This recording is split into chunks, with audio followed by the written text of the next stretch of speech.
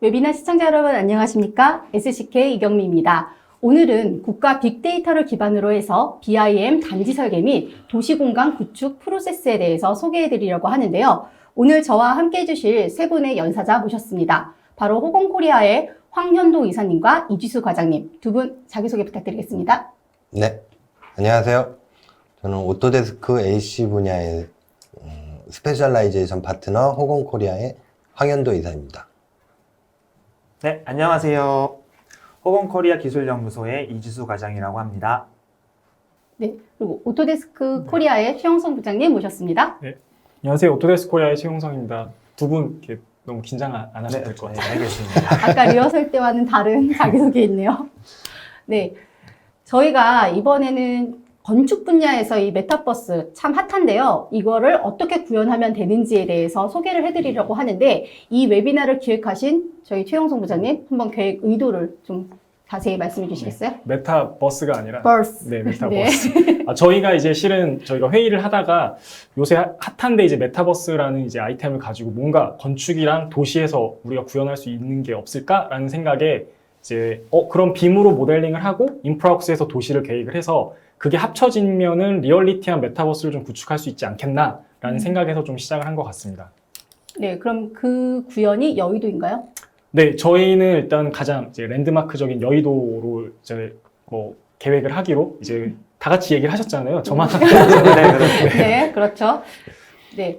오늘 웨비나의 아젠다를 소개해 드리도록 하겠습니다. 우선 지역 및 도시 공간 구축하는 방법에 대해서 상세히 설명을 해 드릴 거고요.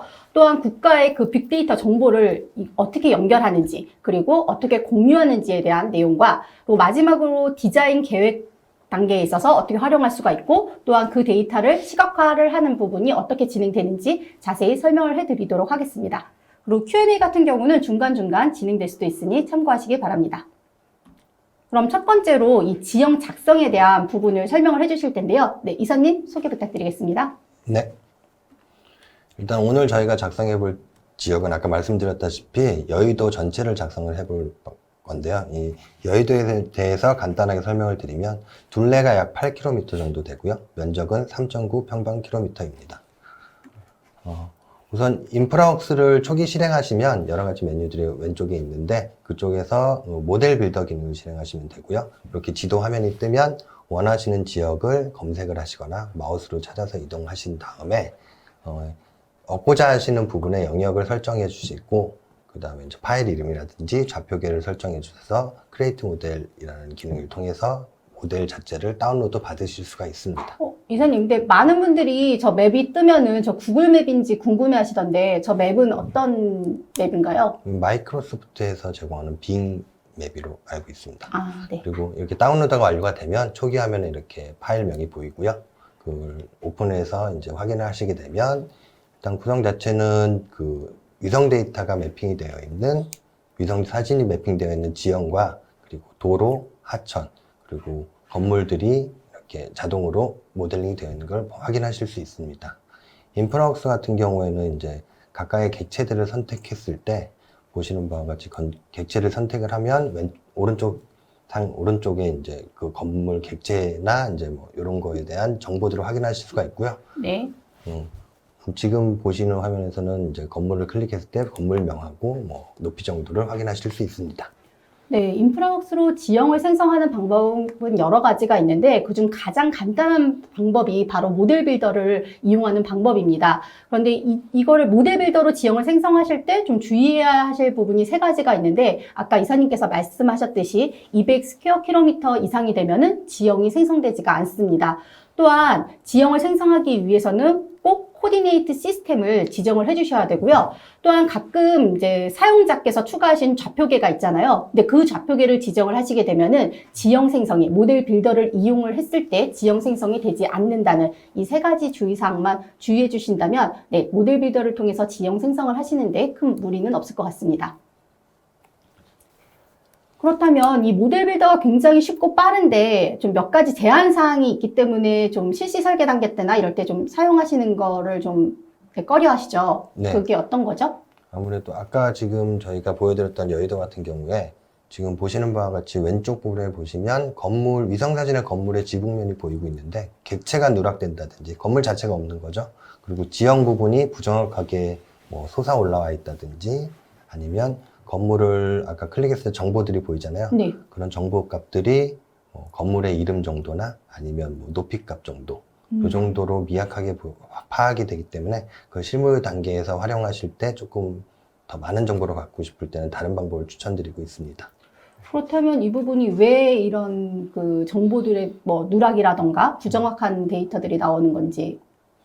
일단 모델 빌더를 이용하게 되면 네. 거기서 사용하는 데이터는 오픈스트리트맵이라고 많이 들어보셨을 거예요. 그 오픈소스 기반의 오픈스트리트맵 데이터를 이용을 하고요. 지형 같은 경우는 나사에서 제공하는 뭐 DM 데이터를 이용을 하는데 이 데이터들이 국내 현황하고는 조금 맞지 않는 데이터 소스이기 때문에 실제로 저희가 지내고 있는 그 환경하고는 좀 다른 결과물을 네. 얻어보실 수가 있을 것 같아요. 그러니까 이게 프로그램의 문제가 아니라 프로그램에서 제공하는 기본 소스 자체가 이제 국내 기반 소스가 아니다 보니까는 그렇죠. 그 소스의 문제인 거지 프로그램의 문제는 아닌 거죠. 네, 맞습니다. 네, 이 얘기를 꼭 인프라웍스 엔지니어가 저보고 하라고 해서. 네, 그건 꼭 필요한 얘기입니다. 오해의 소지가 있기 때문에. 네, 맞습니다. 네, 그렇다면 이제 모델 빌더에서 저런 이슈들이 있기 때문에 그 다른 방법으로 이제 지형을 작성을 하셔야 될 텐데 그 지형을 작성하는 방법에는 굉장히 다양한 방법들이 있습니다. 하지만 저희가 이번 웨비나를 통해서 가장 최적의 방법, 프로세스를 좀 자세히 설명을 해드리려고 하는데요. 네, 과장님, 네, 이사님께서. 이사님께서 네, 우선 더. 네, 알겠습니다. 저희가 오늘 제안해드리고자 하는 방법은 네. 국토지리정보원이라고 이제 수치지형도를 이용하시는 실무에서 많이 이용들 하시는데 네. 그 수치지형도 기반으로 작성하는 방법을 설명을 드리려고자 합니다. 일단은 몇 가지 준비사항들이 있습니다. 지표면을 작성하기 위해서 준비사항들이 있는데 국토지리정보원 사이트에 들어가서 수치지형도를 다운로드를 받으시고 이 인프라학에서 활용하기 위해서 쉐이프 파일로 변환하거나 아니면 범주에 맞게 파일을 분류하는 과정들이 필요합니다. 그 다음에 등고선 데이터만 있는 그 파일 자체를 여러 가지 파일들인데 이걸 하나의 파일로 병합을 하고 인프라학에서 활용하기에 최적화가 된 랜드 XML로 파일을 만들어주는 방법이 있습니다. 네. 이 모든 과정들을 오늘 작성해 볼 여의도를 기준으로 했을 때 저희가 테스트해 본 결과 한 30분 내로 모두 작성이 완료가 되더라고요. 준비 과정이. 이건 숙련도와 상관없이 30분이면 정말 클리어가 되는 건가요? 네. 오늘 그 웨비나에서 말씀드리는 요 다음 단계가 네. 30분 안에 모든 걸 해결할 수 있도록 저희 자세한 사항은 이지수 과장께서 설명해 드리기도 하겠습니다. 네, 되게 흥미진진합니다. 네, 그럼 설명드리겠습니다. 여러분께서 국토지리정보원에 있는 국토정보 플랫폼에 자주 들어가 보셨을 텐데요. 저희는 여기서 아까 설명드렸다시피 여의도를 검색을 해서 여의도에 있는 수치지도를 다운받아 보겠습니다. 저희가 이용할 다운받을 그 자료는요, 수치지정도 버전 2.0으로 NGI 파일을 다운받을 거예요. 그러니까 DXF가 아니라 그 밑에 있는 2.0 버전을 네, 받아야 그렇죠. 된다는 거죠. DXF가 아니라 지금 보시다시피 버전 2.0을 다운받을 거고요. 축척은 지금 여러 개가 있지만 1대1000 지도를 다운받을 겁니다. 이게 1대5000을 받아서 써도 된다라고 얘기를 하시는 분도 계신데 왜 1대1000을 받는 이유가 있나요? 네, 1대1000을 받는 이유는 1대1000 데이터에는 도로명 주소가 추가가 되어 있는데 저희가 국가 공공 데이터와 연결시키기 위해서는 건물의 도로명 주소를 연결시켜야 되기 때문에 1대1000 지도를 이용하고 있고 1대5000 같은 경우에는 안타깝게도 도로명 주소가 넣어 있지 않기 때문에 1대1000 지도를 이용을 하고 있습니다. 저희가 여러 가지 워크플로우를 테스트했을 때 1대5000을 갖고 오면 도엽이 적기 때문에 실은 작업 속도가 더 빠르긴 하지만 도로명 주소를 이용해서 저희가 건물 정보를 입력을 하려면 또 다른 워크플로우가 필요로 해서 저희는 지금 1대1000으로 지금 이용을 하고 있습니다. 네, 그렇습니다. 그래서 다운을 다 받으면은 다음에는 NGI 파일들을 쉐이프 파일로 변환을 하는 과정이 필요한데 이 과정 같은 경우에는 만약에 여러분께서 다른 SHP 파일을 가지고 있으시다면은 생략하셔도 무방합니다. 저 하지만 NGI 파일 변환하는 거는 기본적으로 공개된 오픈 프로그램인 거죠? 네, 그렇습니다. 이것은 국토정보지리원에서 공식적으로 제공하고 있는 프로그램이고요. 네. 이 프로그램을 이용해서 NGI 파일을 쉐이프 파일로 변환을 하고 있습니다. 여러분께서 가지고 있으신 SHP 파일이 도로명 주소가 있다면은 저는 그거를 그냥 쓰셔도 된다고 말씀드리고 싶지만 대부분 아마 없으실 거예요. 그래서 저희가 안내해드리는 바와 같이 1대1000 지도를 다운받고 NGI 파일을 SHP 파일로 변환을 한 다음에 저희가 이제 iPlus라는 프로그램을 이용을 해가지고 분류했던 SHP 파일들을 좀 더 쉽게 체계적으로 폴더를 구분을 해서 이용할 수 있도록 제공을 하고 있습니다. 그러니까 저희가 여의도를 구축하기 위해서 도엽이 한 84가지? 네, 지금 80여 가지가 됩니다. 80여 가지 도엽을 가지고 쓰는데 그걸 일일이 각 폴더에서 구분하기가 어려우니 이제 NGI 맵으로 쉐입 파일로 변환을 하고 그 안에 있는 도엽 파일들 또 빌딩이나 도로, 하천 이렇게 나눠주는 거를 이제 iPlus에서 자동으로 된다 얘기신 거죠? 네, 그렇습니다. 자세한 거는 다음 페이지에서 설명을 드리도록 하겠습니다. 네. 자, 지금 보시면은 수치지형도 NGI 파일 다운받고 NGI 맵이라는 프로그램을 이용해서 SH 파일로 변환을 하는데 변환을 하면은 오른쪽에 보시다시피 각 도엽별로 폴더가 생성이 됩니다. 그리고 그 폴더를 들어가 보시면은 레이어별로 쉐입 파일이 구분이 되어 있는데 저희가 실제로 사용하는 거는 한 4-5가지밖에 안 돼요. 그렇죠. 하지만 수많은 쉐입 파일 중에서 그걸 찾기는 조금 번거롭고 귀찮은 작업이니 네. 저는 그런 귀찮은 작업과 반복 작업이 싫어해서 iPlus라는 프로그램을 통해서 SH 자동 분류 기능을 실행을 하면은 크게 건물 그리고 도로 그리고 지형 하천 데이터들을 각각의 폴더에 만들어서 폴더별로 체계적으로 관리할 수 있도록 프로그램을 만들어 봤습니다. 저기 분류 코드가 A 같은 경우는 도로, B 같은 경우는 그 범주가 있잖아요. 네. 그 빌딩. 그러니까 그 기준으로 해서 알아서 이 카테고리별로 분류가 그룹핑이 된다는 거네요. 네, 그렇죠. 이 작업 굉장히 좀 할 때 번거로웠는데 네. 진짜 작업 시간을 많이 단축시켜 줄 수 있는 내용인 것 같습니다. 그 다음에는 만약에 iPlus의 SHP 분류 기능을 이용하지 않는다면은 영상에서 보다시피 각 도엽 폴더로 들어가서 필요한 파일을 일일이 마우스 드래그로 해가지고 찾고 마우스 드래그 앤 드롭으로 프로그램을 옮기고 또 다른 폴더로 들어가서 옮기고 폴더 들어가서 옮기고 하는 번거로운 작업이 있기 때문에 iPlus의 분류 기능을 이용하면은 좀 더 쉽게 이용하실 수가 있을 것 같습니다. 네. 그래서 iPlus로 분류한 서페이스 폴더에서 모든 쉐입 파일들을 선택을 해서 추가를 하면은 아까 보신 거와 달리 한 방에 프로그램이 추가가 되죠. 네. 네. 그러니까 저는 이제 건축 전공이다 보니까 그 도엽을 다운받아서 옆에 이렇게 놓는 작업들을 일일이 이제 CAD에서 머지시키고 해야 되는데 그걸 그냥 자동으로 QGIS가 해준다는 얘기인 네, 거죠? 그렇습니다. 그리고 또한 QGIS는 무료 프로그램으로 누구든지 이용할 수가 있고요. 지금 좌표계를 EPSG 5186으로 설정을 하는데 이 좌표계는 국토지리정보원에서 사용하고 있는 좌표계라서 이 좌표계를 이용을 해야지만 인프라웍스에서 정확한 위치에 지형과 건물, 도로, 하천 등을 생성을 할 수가 있습니다. 그럼 국토지리정보원에서 제공하는 게 GRS80인데 그럼 저게 GRS80 좌표계라는 얘기네요? 네, 그렇습니다. 그럼 만약에 저기서 좌표계를 다르게 설정을 하게 되면은 어떤 현상이 발생하나요? 네, 만약에 다른 미국에 좌표계를 네, 그렇습니다. 설명하신 것과 같이 일본에 서울을 지도를 했는데 일본에 가 있거나 아니면 대만에 가 있거나 이상한 곳에 가 있어서 이게 어디지 하고 찾아보는 경우가 있을 수 있습니다. 일본 얘기가 나와서 좀 드릴 말씀이 있는데 네. 저 이사님 좀 일본 분 여기서 이러시면 안 됩니다. 대본대로 그냥 진행하시죠. 알겠습니다. 네 번째로 진행하겠습니다. 네, 다음에는 이제 Civil 3D를 통해서 랜드 XML 파일을 만들 건데요. 랜드 XML 파일은 인프라웍스에서 지형 객체를 생성하는 데 이용이 됩니다.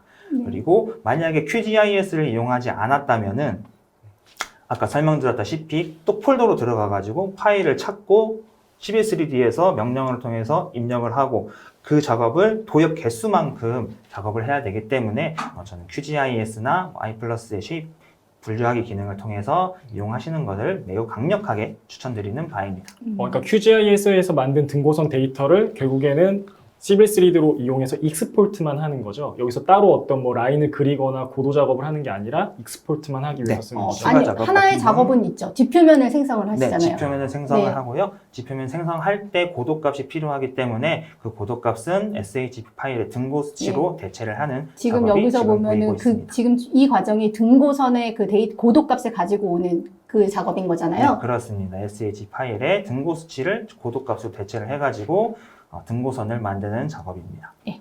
그래서 지표면을 작성을 하고 그 다음에 등고선을 만드는데요. 등고선을 만드는 과정 또한 여러분께서 마우스와 키보드로 몇 번만 움직였다 하시면은 충분히 쉽게 만들 수가 있고요. 그리고 확인해 보시면은 잘 완성된 걸 확인할 수 있습니다. 마지막으로 랜드 XML 내보내기를 통해서 파일을 랜드 XML로 내보냅니다. 그럼 이게 그 인프라웍스에서 그 C11 3D 데이터를 바로 가지고 올 수도 있고 랜드 XML 데이터도 가져올 수 있는데 랜드 XML로 내보내는 이유는 뭘까요? 네, 랜드 XML 물론 둘 다 이용이 가능하지만 실제 인프라웍스에서 삽입해 보면은 그 지표면이 매끄럽지 못하거나 그런 단점이 있어가지고 랜드 XML 파일을 이용을 하고 있습니다. 그 질문 중에 이제 i+ 프로그램을 별도로 다운 받아야겠다 뭐 이렇게 얘기를 하시는 분이 있는데 이거는 이제 호건 코리아에서 만든 애드온이고 이제 오늘 웨비나 들으신 분들한테는 제공이 되는 네, 거죠. 오늘 웨비나 들으신 분께는 신청을 해주시면 한 달 무료 이용을 할 수가 있습니다. 네, 신청하신 분들은 30일 무료 버전을 제공하고요. 그다음에 저희가 아까 사전 영상에서도 보셨겠지만 저희가 원데이 클래스를 진행을 하고 있는데 그 교육에 참석하시는 분께는 3개월간 무료 체험 기간을 제공해 드릴 예정입니다. 네, 그래서 지금까지 설명드렸다시피 수치 지형도 다운로드, SHB 변환, 그리고 랜드 XML 내보내기 총 30분이면은 누구든지 충분하게 이용을 하실 수가 있고요. 이 준비 사항을 끝내면은 인프라웍스에서 모델을 추가를 할 수가 있습니다. 네, 이러한 30분의 준비사항을 끝으로 이제 인프라웍스로 들어가서 지형이라던가 건물, 도로, 하천을 생성을 할 거고요. 또한 이 건물 정보를 어떻게 연결하는지에 대해서 또 자세히 설명을 해드리도록 하겠습니다. 네, 서로 미루고 있습니다. 이사님 지형 작성하는 거 설명해 주시죠. 네, 일단 지형을 작성할 때는 인프라웍스에서 이제 아까는 모델 빌더 이용했지만 뉴 기능을 이용해가지고 새로운 파일을 만들고요. 이제 만드실 때 일단 좌표계를 설정해 주시면 되고요. 그리고 파일 좌표계가 이름과 되게 중요한 것 네, 같아요. 인프라웍스는 좌표계 기반이기 때문에 좌표계를 먼저 설정을 안 하면은 그 데이터들이 제 위치에 표시가 안 되는 경우도 빈번합니다. 네, 그런데 저 좌표계가 좀 참고하셔야 될 게 인프라웍스에서는 좌표계를 추가하실 수가 없어요. 다 C11 그렇죠. 3D에서 추가된 좌표계를 기반으로 인프라웍스는 그거를 그대로 가져오는 베이스이기 때문에 모든 좌표계는 C11 3D 기반으로 해서 인프라웍스로 가져온다라고 보시면 될 것 같습니다. 네. 그렇게 해서 이제 이 파일 자체가 만들어지면 그 인프라웍스는 데이터 기반으로 뭐 모델링 생성하는 거기 때문에 아까 C11 3D에서 만들었던 랜드 XML 파일을 데이터 소스라는 탭을 열어서 그 기능을 이용해서 랜드 XML을 불러들이고 이렇게 불러들이는 과정이 모두 끝나고 일단 데이터가 불러지고 나면은 인프라웍스에서는 컴피규라는 기능을 통해서 한번 설정을 해주셔야 돼요. 이 네. 데이터가 뭐 지형인지 건물인지 그리고 좌표계도 어느 정도 설정을 해주셔야 되고요. 그렇게 설정이 완료가 되면 이렇게 지표면을 아까 만들었던 거 삽입이 된 거 확인하실 수 있고요.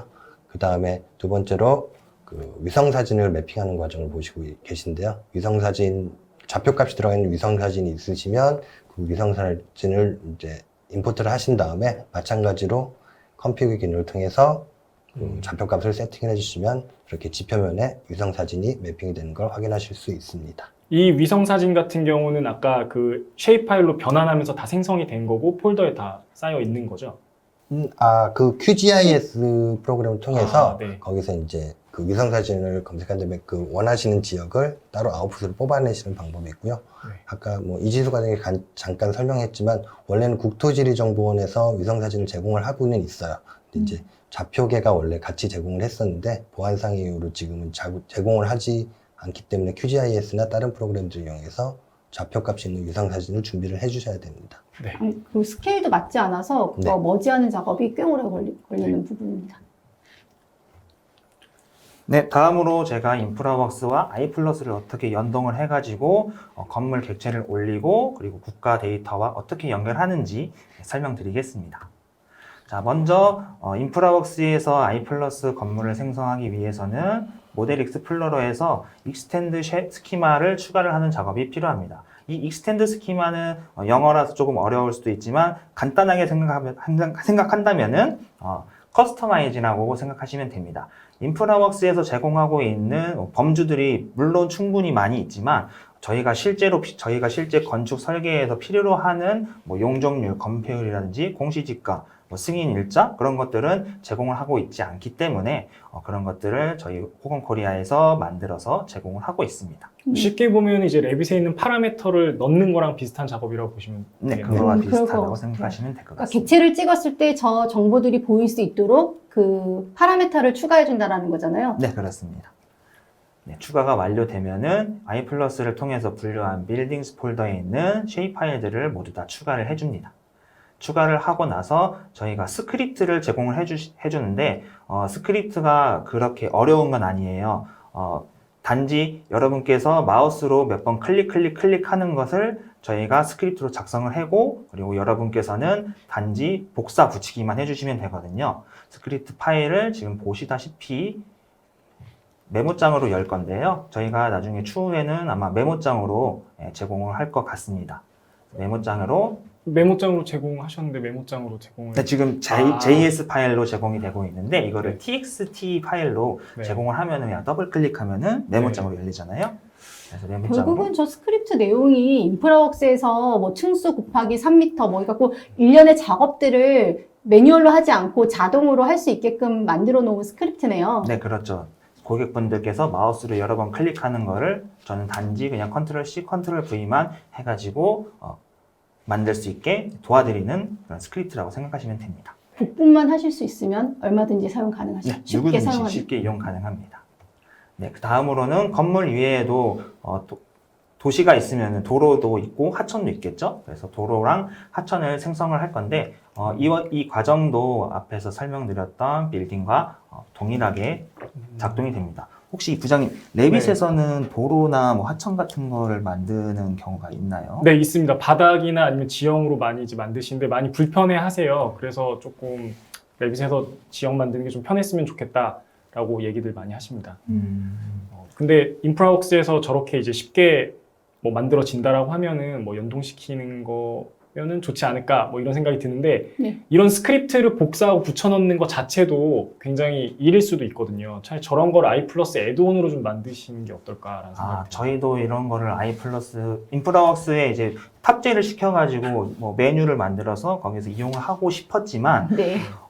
안타깝게도 오토데스크에서 API를 제공하지 않고 이 추가하는 작업이 꽤 어렵다고 합니다. 그래서 지금 저희가 답변 받은 상황으로는 불가능하다는 답변을 받아서 저희도 어쩔 수 없이 최대한 사용자분께서 편리하게 이용하실 수 있도록 네. 제공을 하고 있습니다. 지금 본 영상 같은 경우는 이지수 과장님이 하나하나 스크립트를 붙여넣는 방식이나 폴더 여는 것까지 굉장히 자세하게 영상이 돼 있거든요. 그래서 혹시 필요하신 분들은 이 영상 그대로 따라 하셔도 아마 충분히 쉽게 하실 수 있을 거라고 생각이 듭니다. 네, 일부러 굉장히 친절하게 정말 네. 상세하게 준비한 영상이니까 따라하게 하시면 좋을 것 같아요. 네, 추후에 진행될 원데이 클래스에서도 제가 진행을 하는데 이와 같이 조금 더 세세하게 여러분께 알려드리겠습니다. 네, 다음으로는 건물의 높이 데이터를 연결할 건데요. 지금 보시다시피 81m로 되어 있죠. 네. 이것은 층수 곱하기 3m로 밀괄 계산이 돼가지고 지금 저 건물이 결국에는 27층이겠죠. 근데 그렇죠. 이 건물들을 국가의 공공 데이터 포털에서 제공하고 있는 높이 데이터와 각종 데이터를 연결해서 지금 오른쪽 아래 익스텐드 어트리뷰트를 집중해서 보시면 되는데 저희가 자동으로 각 건물 객체의 높이 값과 그리고 각종 데이터들을 연결시키는 과정을 지금 보여드리고 있습니다. 보시면은 건폐율이나 뭐 높이, 공시지가 등이 추가가 되었죠. 아까 제일 처음 작업하셨던 파라미터 추가하는 부분이 저기 밑에 하단에 지금 보면 용적률이라든가 건폐율이라든가 그런 파라미터가 되는 거고 그 데이터가 지금 연동이 되는 과정이네요. 네, 그렇죠. 그래서 i 플러스 익스텐드 스키마를 추가를 하면은 아까 보셨다시피 여러 가지 데이터들을 건물 객체에 추가를 할 수가 있습니다. 다음으로는 국토정보 연결인데요. i 플러스 기능은 또 다른 게 있는데 인프라웍스에서 건물 객체를 선택하면은 지금은 저희가 스크립트를 통해서 건물 객체 데이터를 조금 넣었잖아요. 네. 근데 이것보다 더 방대한 데이터를 i 플러스라는 프로그램을 통해서 확인을 하실 수가 있습니다. 스크립트를 실행해서 각 스크립트 창 나오면은 그거를 좀 구석으로 내보내신 다음에 건물 객체를 선택하면 I+의 도로명 주소가 떠요. 그럼 그 도로명 주소를 선택하면은 보시다시피 지금 층별 어떤 정보가 있는지, 그리고 이 건물의 소유자가 누구인지, 개인 정보가 있으니까 별표로 이름이 다 나오겠죠. 공시지가도 뜨나요? 네, 공시지가도 지금 2021년 또는 2022년으로 뜨고 있고요. 그리고 토지 이름 사이트에 접속해서 건물이 있는 토지의 토지 정보를 확인할 수가 있습니다. 바로 클릭하면 연동이 되게끔 되어 있네요. 네, 바로 선택하면은 연동이 됩니다. 이거는 이제 전체 뭐 개발을 하시거나 아니면은 뭔가 정보를 확인하실 때 한 번씩 구축된 사이트를 열어서 클릭만 하시면 바로 확인할 수 있다는 거죠. 네, 그렇죠. 설계하실 때 아마 좀 편리하게 이용을 하실 수가 있을 것 같습니다. 그럼 결국은 이런 정보와 연결하기 위해서 도로명 주소가 필요하고 그렇기 때문에 일대 1000의 도엽을 다운로드 받아서 이런 일련의 과정들이 진행된 거네요. 네, 그렇습니다. 그래서 반드시 1대1000 지도가 필요한 거고요. I+에서 제공하고 있는 내용은 지금 보시는 PPT와 같습니다. 위쪽에 건축물 정보, 건축 소유자 정보, 토지 정보가 나오고요. 건축물 층별 정보도 나오고 토지 이용 사이트 접속뿐만 아니라 건축법도 한번 확인할 수 있게 건축법 기능도 제공하고 있습니다. 시행령까지 나오나요? 네. 네, 오, 시행령까지 나옵니다. 네. 당했습니다. 질문하신다는 게 이거였군요. 네, 그 다음에는 클라우드 기반 계획안 공유를 저희 설명드릴 건데, 인프라웍스에서는 인프라웍스가 설치되어 있지 않은 PC에서도 인프라웍스 모델을 활용할 수 있게, 볼 수 있게 쉐어드 뷰 기능을 제공을 하고 있습니다. 이 기능을 이용을 해서 모델을 클라우드 공간에 올리고 그 클라우드 공간에 있는 데이터들을 인터넷을 통해서 확인을 하실 수가 있죠. 지금 보시다시피 뷰인 브라우저를 통해서 인터넷을 열어주시면은 오토데스크 뷰어 홈페이지가 열리고 일련의 처리 과정을 거치면은 인프라웍스 모델이 인터넷에서 열리게 됩니다. 네, 요즘 오토데스크 프로덕이 이 인프라웍스 말고도 레빗도 그렇고 CB3D도 그렇고 다 모든 프로덕에 이 쉐어드 뷰 기능이 제공이 되거든요. 근데 많은 유저분들이 굉장히 좋아하시더라고요. 아무래도 인프라웍스 같은 경우는 이제 규모가 크다 보니까 뭐 좀 오픈하거나 프로그램도 깔고 이런 문제들이 있으실 텐데 뭐 저렇게 하면 바로 확인이 가능하니까 굉장히 좋은 것 같습니다. 네, 다른 설계하실 때 설명하시기에도 좀 편리할 것 같고요. 네. PT도 좀 편리할 것 같습니다. 그리고 인프라웍스에 있는 속성 정보도 그대로 다 보이고 하니까 굉장히 편할 것 같아요. 네, 그렇습니다.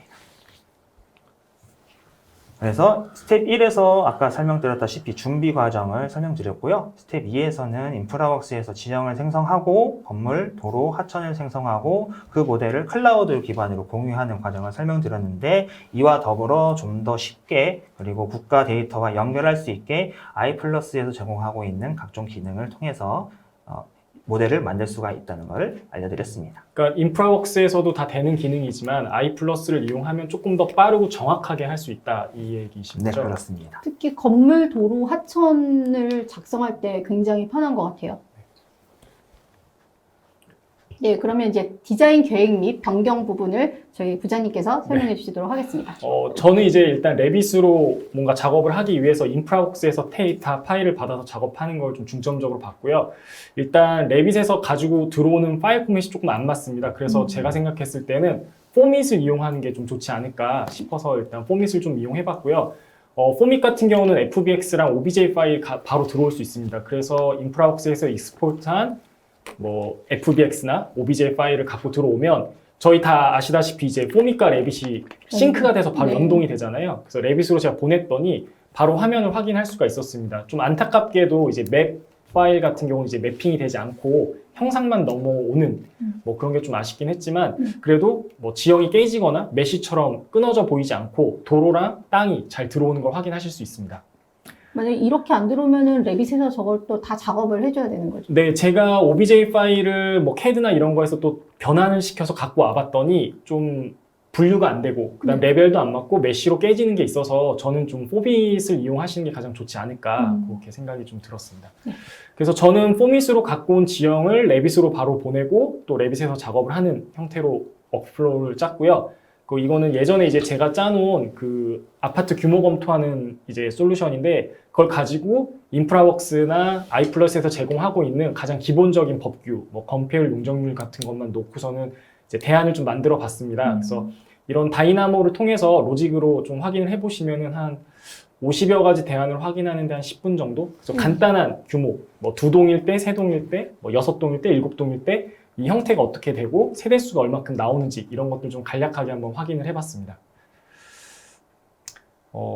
네, 메스만 주면 된다고 하셔가지고 메스만 주는데 또 저기 대표님께서 왜 그 커튼홀은 안 붙였냐고 또 하셔가지고 급하게 맵피. 또 커튼홀을 붙여서 이제 보냈습니다. 그래서 지금 보시는 것처럼 그 인프라웍스에서는 전체적인 지형을 좀 계획을 하시는 거에 중점을 하시고 레빗 같은 경우는 그 안에 들어와 있는 어떤 뭐 매스나 볼륨 검토를 좀 하시면 좋을 것 같습니다. 네, 그렇다면 이렇게 볼륨을 이렇게 검토하신 이런 대안인 거잖아요. 이 대안이 다시 인프라웍스로 와서 지형에 붙는다면 굉장히 뭐 발주처라던가 건축주한테 설명할 때 굉장히 좋을 것 같은데 네. 이제 그 다음 과정이 바로 네, 그렇습니다. 레빗으로 제작된 모델은 인프라웍스를 통해서 추가를 할 수가 있는데요. 지금 보시다시피 일단 아까 설명 주셨다시피 제안을 하나 만들어 가지고 이 제안에서 레빗 파일을 추가를 할 예정입니다. 네, 그러니까 대안을 하나하나씩 추가하는 거죠. 네, 그렇습니다. 지금 보시면은 레빗 파일을 추가할 공간에 일단 있는 장애물들은 일단 철거를 해야 되겠죠. 건축물을 철거를 한 다음에 그 공간에다가 레빗 파일을 추가를 하는 과정입니다. 레빗 파일은 자동으로 열기만 눌러주시면은 인프라웍스에서 알아서 처리를 해가지고 최적화된 모델을 인프라웍스에서 확인할 수가 있습니다. 지금 보시면은 인프라웍스에서 자동으로 처리가 되고 있고요. 처리한 파일은 인터랙티브 플레이싱 버튼을 눌러서 위치를 지정을 할 수가 있습니다. 이 이유가 뭐냐면은 레빗 파일 같은 경우에는 좌표가 없잖아요. 네. 근데 인프라웍스 같은 경우에는 좌표를 기반으로 한 프로그램이라고 할 수 있단 말이죠. 레빗도 좌표 넣을 수 있습니다. 레빗 좌표 넣을 수 있습니다. 네, 프로젝트 기준점을 이용을 해서 아. 이 지금 현재 이 사이트에 대한 그런 좌표계를 레빗에서 정확히 입력을 해주시면은 네, 저 과정 없이 한 번에 그 위치로 딱 들어가게 됩니다.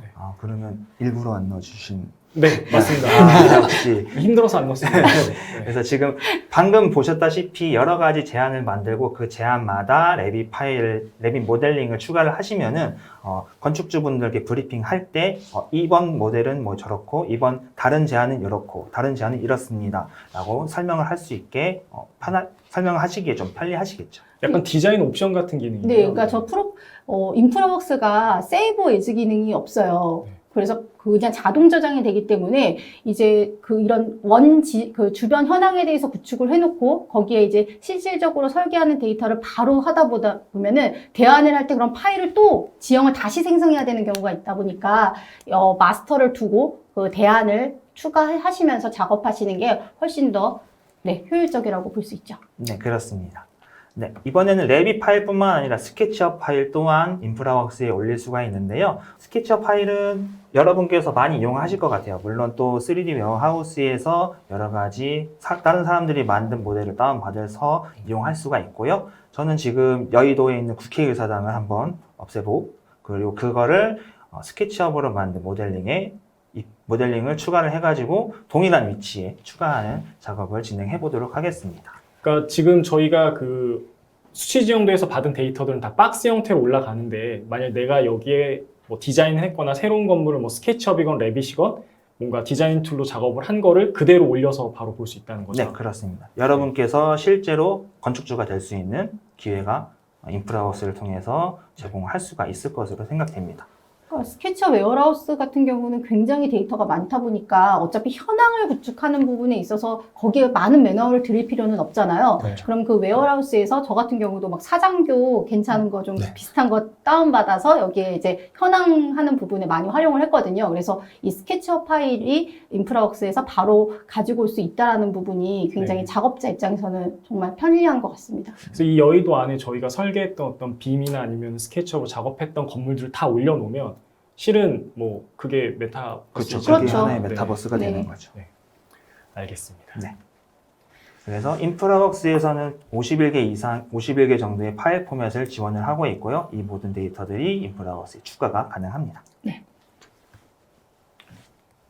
그럼 시각화 부분은 이사님께서 인프라웍스를 통해서 이제 보통 많이들 원하시는 부분이 영상을 또 추출할 수 있냐 이런 질문들을 많이 하시는데 브리핑용 영상을 만드는 스토리보드 기능이 있습니다. 이 스토리보드 기능 같은 경우는 작업을 하는 방식이 장면 장면을 나열을 하고 장면과 장면 사이에 카메라 무빙을 인프라웍스에서 알아서 무빙을 잡아주기 때문에 이렇게 사전에 먼저 삽입할 장면들을 북마크 기능을 이용해서 미리 작성을 해주시고요.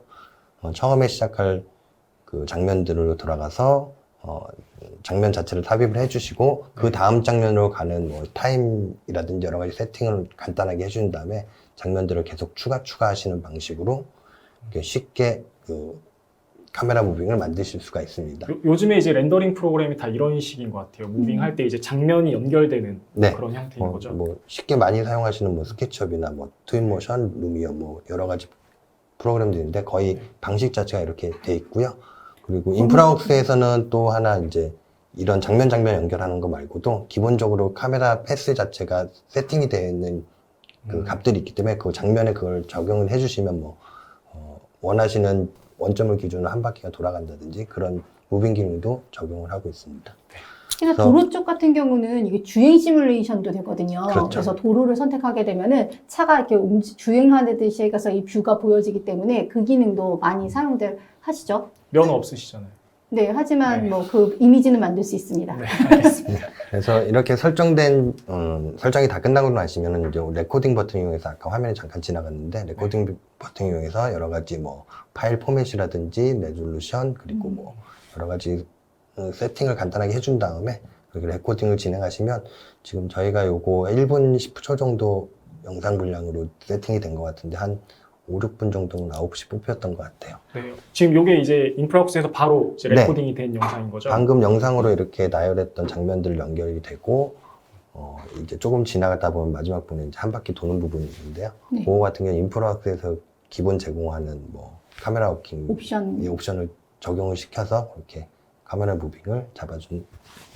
저는 이제 PT 이거를 준비하면서 이제 느꼈던 게 저희가 이제 건축주나 브리핑을 할 때 전체 주변 매스를 다 보여주고 싶은 경우가 있는데 그렇죠. 이제 그런 경우 이제 막내라고 하면 안 되죠. 그 설계사무소에 있는 이제 그 직원을 시켜서 그 레벨을 다 올려서 이제 메싱을 만들어서 이제 브리핑을 했던 기억이 나는데 이런 인프라웍스에서 만든 데이터들을 익스포트해서 레빗에서 쓰거나 또는 다른 렌더링 프로그램에서 쓰게 되면은 좀 임팩트가 굉장히 좋을 것 같아요. 예, 일단은 뭐 그런 렌더링 프로그램이나 이런 것들도 하기 위해서는 일단 사전 준비적인 3D 모델 데이터가 있어야 되는데 그렇죠. 모델 데이터를 빨리 만드시고 활용하시는 거는 이제 사용자들의 능력치가 거기서 좀 차이는 나겠지만 많은 다양한 변주점이 있을 것 같아요.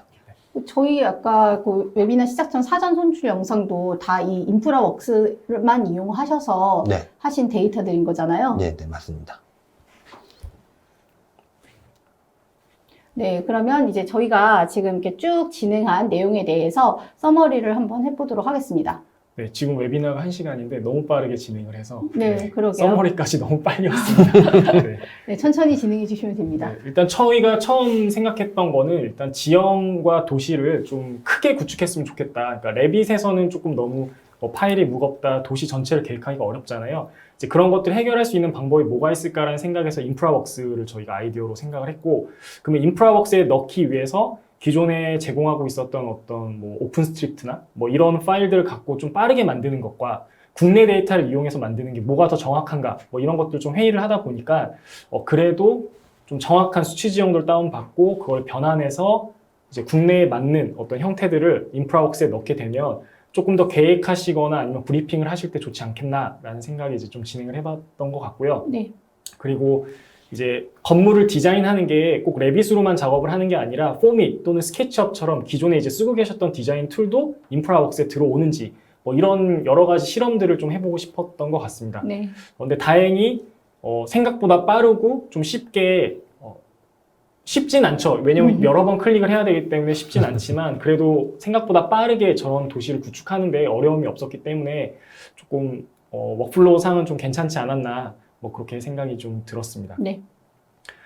그래서 저희가 이제 생각하는 거는 결국 BIM으로 모델링을 하신 그 데이터들을 인프라웍스에 올리고 그리고 그 인프라웍스를 작업할 때는 이제 iPlus라는 저희 애돈을 잘 이용을 하시면 결국에는 지금 현재 뭐 어떤 메타버스나 이런 도시, 가상의 도시를 구축하는 게 또 트렌디이기도 하고 또는 브리핑을 할 때도 좀 활용을 할 수 있지 않을까라는 생각에 이제 메타버스로 이제 좀 진행을 해봤습니다. 네, 이러한 워크플로우 같은 경우는 소규모 건축사 사무소에서도 네.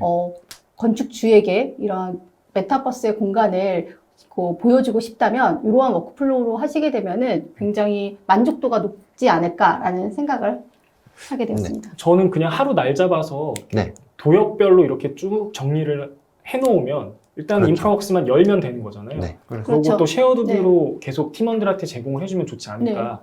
그래서 전체 도시를 이게 아마 인프라웍스도 한계가 있어서 저희가 저렇게 이제 주변까지는 가능했지만 서울시 전체는 불가능하죠. 서울시 전체는 이제 하드웨어 퍼포먼스가 좀 받쳐준다면 불가능한 작업은 아닐 거라고 보고요. 노트북 기준으로 좀 말씀을 해주시면은 어느 정도까지 구축이 가능할까요? 노트북으로 저희가 그냥 되게 한 4, 5년 전에 노트북 성능 네. 정도로 했을 때 구청 하나를 했습니다. 구청 아. 하나를 작성을 했는데 그 구청에 저희가 이제 들어가 있는 건물의 개수를 세봤어요. 한 20만 동 정도가 되더라고요. 주변 이제 구청의 모양 말고 이제 기본 데이터를 사각형으로 만들기 때문에 주변 다른 동의 건물들까지 다 세봤더니 한 20만 동 정도가 되고요.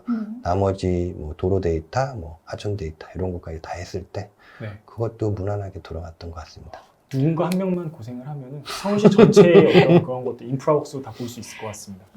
근데 아마 인프라웍스는 아까 하천도 물 흐르듯이 됐는데 이게 네. 그래픽 사양을 굉장히 많이 타지 않나요? 네, 맞습니다. 그래가지고 인프라웍스에서 그런 그래픽 사양을 고려를 해서 비주얼 옵션이 두 가지가 있습니다. 네. 그래가지고 컨스트럭션 뷰라고 그렇게 엔지니어링 뷰가 있고 엔지니어링 뷰가 있고 컨셉션 뷰가 네, 있죠. 컨셉츄얼 뷰가 있는데 컨셉츄얼 뷰로 세팅이 되어 있을 때만 그런 효과들이 나타나고요.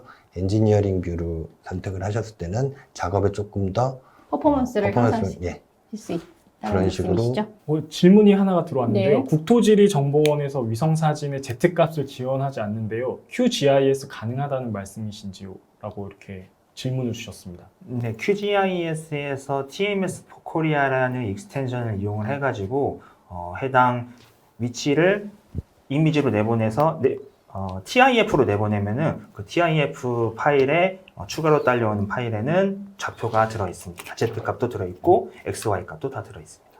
저희가 아까 인프라웍스에서 계속 위에 있는 상단의 어떤 매스 볼륨만 계속 테스트를 했는데 인프라웍스가 지하 공간도 표현이 가능한가요? 네. 어차피 그 지표면 데이터는 하나의 면으로 인식을 하고요. 네. 그 면 자체에 뭐 원하시는 지형, 건물의 지하 부분과 지상 부분을 다 모델링 하셨으면 네. 그 레벨만 맞춰서 배치를 하시면 아래쪽을 보시면 지하 부분이 확인하실 수가 있죠. 네. 실제적으로 인프라웍스 자체 내에서 또 이건 토목 기반의 툴이기도 하기 때문에 드레인이라든지 이런 지하 매설물 기능도 제공을 하고 있습니다. 네. 저희가 이번 웨비나가 잘 되면 이제 그 다음에 이제 교통량 시뮬레이션, 드레인 이런 것들을 해보자 했는데 네, 될까요? 될 것 같은데요. 네, 알겠습니다. 네. 그리고 저희가 지금 쭉 그 프로세스를 설명을 해드리면서 이제 사용했던 프로그램이라던가 아니면 포털에 대한 그 정보를 플랫폼에 대한 그 URL을 저희가 다 정리를 해놨습니다. 그래서 웨비나가 끝나면은 저희가 이 자료를 제공을 해드릴 텐데요. 이 URL 다운로드 주소라던가 링크 주소 확인하셔서 접속하시면 좋을 것 같고요. 그리고 저희가 웨비나 참석하시는 분들께 좀 두 가지 정보를 전달을 해드리려고 하는데요. 하나는 2022년 7월 28일 목요일부터 31일 일요일까지 4일간 코엑스 전시장에서 K 스마트 건설 산업전을 시행을 합니다. 그래서 저희 오토데스크 코리아에서 부스를 운영하는데 그때 이제 저희 호공코리아에서 지금 저희 같이 했던 인프라웍스에 대해서 직접 오셔서 체험하고 확인하실 수 있는 그런 컨텐츠도 준비되어 있고요. 또한 저희 SCK에서는 홀로렌즈를 이용을 해서 도로 설계한 데이터를 홀로렌즈로 해서 AR로 체험하실 수 있는 체험존을 운영하고 있습니다. 그래서 많은 관심과 참여 부탁드리겠고요. 저희 계속 말씀드렸죠. 이번 웨비나는 그냥 웨비나로서 끝나는 게 아니라 이러한 일련의 프로세스를 직접 체험하실 수 있는, 교육받으실 수 있는 원데이 클래스를 저희가 진행을 하는데요. 많은 분들이 교육을 진행하다 보면은 업무 때문에 참석하고 싶어도 못 하시거나 좀 그런 부분들이 많이 있었어요. 그래서 저희가 이번에는 토요일로 교육 일정을 잡았고, 해당 일정은 지금 보여드리는 이 장표에서 확인하실 수가 있고요. 한 클래스당 최대 그 참여 인원이 20명이기 때문에 저희 이제 웨비나 끝나면은 저희 설문지 올라갈 거예요. 그래서 그 설문지를 통해서 교육 신청을 해주시게 되면은 저희가 별도의 연락을 통해서 교육 참석 부분에 있어서 회신을 드릴 거고요. 아젠다는 이렇게 인프라웍스 원데이, 레빗 원데이 해서 2회씩 진행이 될 예정입니다. 네. 첫 번째 인프라웍스 원데이 클래스는 이지수 네, 과장님이- 제가 진행을 할 예정입니다. 굉장히 길어지겠네요. 아, 레빗은 누가 하실까요? 아마 제가 하지 않을까 싶습니다. 네, 기대가 됩니다. 지금 또 하나 물어보셨던 게 아까 K 스마트 건설 체험을 코엑스 말고 백스코 일정이 있는지 물어보셔서 그 부분은 저희가 주체가 아니죠. 네, 도로공사가 네, 주체이기 도로공사가 때문에. 주체이기 때문에 그 부분은 네, 좀 저희가 답변을 드리기 어려운 부분인 것 같습니다. 네. 알겠습니다. 그러면은 네, 클래스 설명을 조금 더 드릴까요? 왜냐하면 지금 네, 좀 궁금해하시는 분들이 많이 있을 것 같아요. 우선 네, 인프라웍스 원데이 클래스에 대해서 조금 자세하게 설명을 드리자면은 오늘 아까 말씀드렸다시피 아까 질문에도 올라왔는데 QGIS에서 어떻게 정사 영상을 추출을 하는지 그리고 왜 국토지리정보원에서 정사 영상을 제공을 하지만 좌표를 제공하지 않는지 그거에 대해서 설명드리고 어떻게 뽑는지까지 더 설명드릴 거고요. 그리고 이 외에도 여러분께서 직접 오셔서 원하는 구역이 있을 거 아니에요. 만약에 지금 살고 계신 곳 근처를 모델링 하고 싶다라고 하시면은 저희가 그 모델링을 하는 것을 도와드리는 클래스를 진행할 예정입니다. 6시간 만에 이거를 다 할 수 있다는 거잖아요. 네, 충분합니다. 아까 설명드렸다시피 지형 만드는 것도 30분이면 충분하고요. 네. 그 이외 나머지는 마우스와 키보드만 있으면은 누구든지 다 하실 수가 있습니다. 저는 그냥 벽 그리고 이런 게 아니라 네. 스페이스 플래닝에서부터 이제 메스 만들어서 이제 검토하는 거 위주로 좀 진행을 하지 않을까 싶습니다. 그러니까 지금까지 아마 레빗 원데이 클래스다 하면은 거의 전환 설계 개념으로 해서 네. CAD 도면을 깔고 거기에서 벽 세우고 컬럼 세우고 이런 식이라면은 이번 레빗 원데이 클래스 같은 경우는 완전 네. 네. 아무것도 없는 곳에서. 아무것도 없는 곳에서부터 시작하는 파격적인 네. 교육 아젠다인데요. 많이들 참석해 주시면 좋을 것 같고 이거는 설문조사 링크에서 신청 가능하십니다. 네, 저희가 준비한 부분은 여기까지인데요. 아마 호공코리아에서 두 분 이사님과 과장님 같으신 경우는 이 라이브로 진행하는 이 생방은 처음이신 걸로 알고 있어요. 네, 맞습니다. 네, 어떠셨나요? 일단 라이브로 진행하니까 많이 긴장이 됐고요. 네, 긴장된 와중에도 좀 더 많은 정보를 알려드렸으면 하는 마음에 조금 더 서둘렀던 감도 있지 않아 있는데 이번 이 웨비나를 통해서 좀 더 쉽게 다가가셨으면 하는 바람이고요. 또 여기서 얻어가지 못하셨던 정보라든지 나머지 것들은 아까 말씀드렸던 그 전시라든지 저희가 차후에 운영하는 원데이 클래스를 통해서 한 번 더 상기시키시는 기회를 가지실 수 있으면 좋겠습니다. 네. 그리고 과장님 네, 어떠셨나요? 저는 웨비나 진행뿐만 아니라 지금 생방송도 처음이라 가지고 매우 긴장이 되고 지금 귀도 많이 좀 빨간 것 같고 뜨겁고 났는데 지금 여러분께 좀 더 많은 걸 설명드리고 싶어가지고 제가 말이 좀 빨랐던 것 같아요. 그래서 원데이 클래스 때는 만약 오신다면은 조금 더 친절하고 그리고 좀 더 천천히 설명드릴 수 있는 기회가 되었으면 하고요. 그리고 만약에 다음 웨비나를 진행할 기회가 있다면은 오늘보다 덜 떨리고 더 발전하는 모습으로 뵐 수 있었으면 좋겠습니다. 기대가 됩니다. 저도 한마디 해도 되나요? 네, 하셔도 됩니다. 네. 저도 이- 10마디 하셔도 됩니다. 저도 이 웨비나를 진행하면서 클릭하고 무료 프로그램도 받고 막 작업하는 게 너무 힘들고 아니 어떻게 이 워크플로우를 설계하시는 분들이나 안 해보신 분들한테 하라고 할 수 있겠나 했는데 실제 영상을 보고 따라 하게 되면 그렇게 어렵지 않습니다. 그리고 영상 자체가 너무 천천히 느리고 잘 설명이 돼 있으니까 내가 정말 어떤 브리핑을 위해서 한 번은 이런 도시 데이터를 구축을 해야 된다라고 생각을 하시면 정말 한 번쯤은 따라 해보실 만한 데이터인 것 같습니다. 네, 제가 보더라도 일반적으로 이런 영상을 찍게 되면은 배속을 좀 올리거든요. 근데 그 과장님께서 정말 튜토리얼 영상만큼이나 자세하게 그 일련의 과정들을 다 설명을 해주셨기 때문에 아마 저희 이 영상 다시 보기 영상이 추후 공개가 될 텐데 아마 따라해 보셔도 충분히 따라하실 수 있는 내용일 것 같고요. 그런데 또 저희가 교육이 영상으로 온라인으로 듣다 보면은 또 궁금한 게 있는데 거기에서 이제 멈추게 되고 하니까 오프라인 저희 그 원데이 클래스 과정 많이 참석해 주시면 좋을 것 같고요. 한 시간인데 또 이렇게 또 일찍 끝난 거는 또 처음인 것 같습니다. 네. 하지만 저희가 그 준비한 영상은 모두 다 전달을 드렸기 때문에 여기에서 저희 웨비나는 종료를 하도록 하겠습니다. 시간 할애해 주셔서 정말 감사합니다. 네. 감사합니다. 감사합니다.